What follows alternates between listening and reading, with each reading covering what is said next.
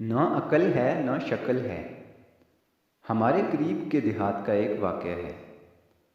ایک نوجوان جس کی تعلیم بھی نہیں تھی اور شکل بھی عام سی تھی، یعنی شکل بھی عام سی، عقل بھی عام سی اور تعلیم بھی نہیں تھی۔ اس کی ایک خوبصورت کزن تھی۔ اس نوجوان نے کہا، میں اپنی اس کزن سے شادی کرنا چاہتا ہوں۔ چنانچہ ماں باپ نے بھی ادھر زور دیا۔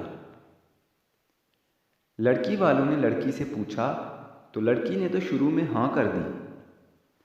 نکاح ہو گیا، رخصتی بھی ہو گئی، لیکن جب وہ آ کر اس کے پاس رہی تو اب اسے پتہ چلا کہ یہ تو پکا جاہل ہے۔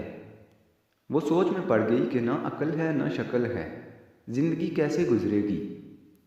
چنانچہ اس لڑکی نے دل ہی میں اس نوجوان کو ناپسند کرنا شروع کر دیا، مگر وہ خاموش رہی۔ شادی کے 3-4 دن بعد عام طور پر دلہن اپنے ماں باپ کے گھر جاتی ہے۔ یہ لڑکی بھی گھر گئی۔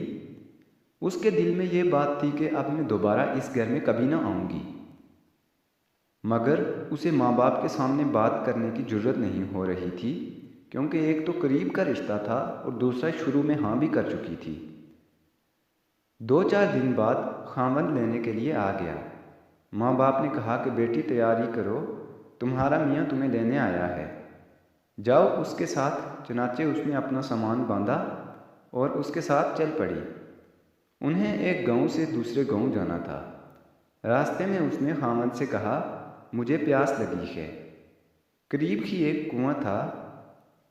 خاوند نے جا کر ایک طرف گٹری رکھی اور کنویں کے ڈول کے ذریعے پانی بھرنے لگا۔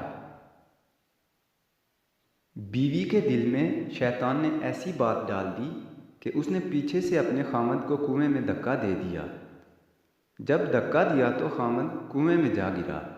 اس نے دل میں سوچا کہ اب یہ مر کھپ جائے گا اور ہمیشہ کے لیے اس سے جان چھوٹ جائے گی۔ اب وہ واپس ماں باپ کے گھر چلی گئی اور اس نے ان کے پاس جا کر عورتوں والا مکر کیا۔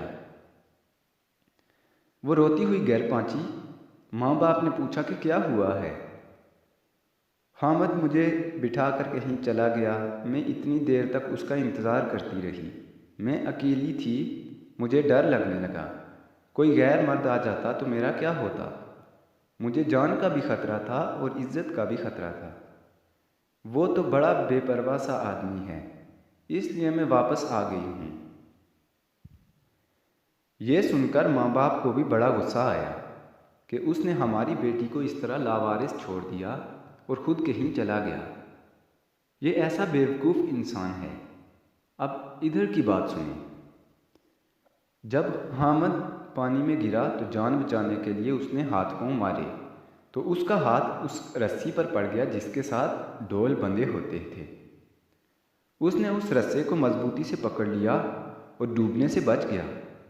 کافی دیر کے بعد اس نے ہمت کی اور آہستہ آہستہ رسے پر چڑھتے چڑھتے باہر نکل آیا۔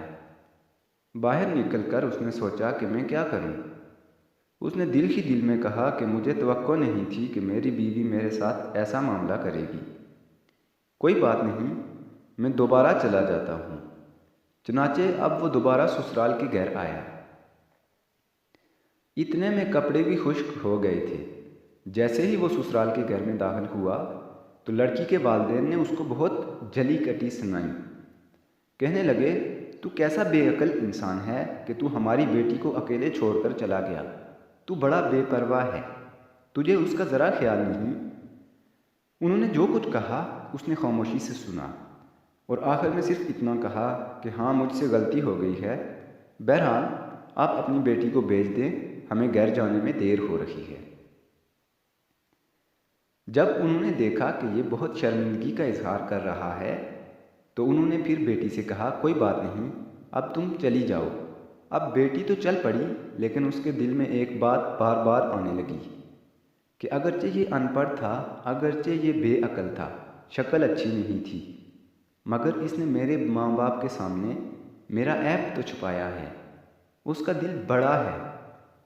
اگر یہ میرے ماں باپ کے سامنے میری حرکت کھول دیتا تو میں ماں باپ کو کیا چہرہ دکھاتی؟ اس ایک بات پر اس لڑکی کے دل میں خاوند کی ایسی محبت پیدا ہوئی کہ اس نے اپنی بقیہ پوری زندگی اپنی خاوند کی محبت میں گزار دی۔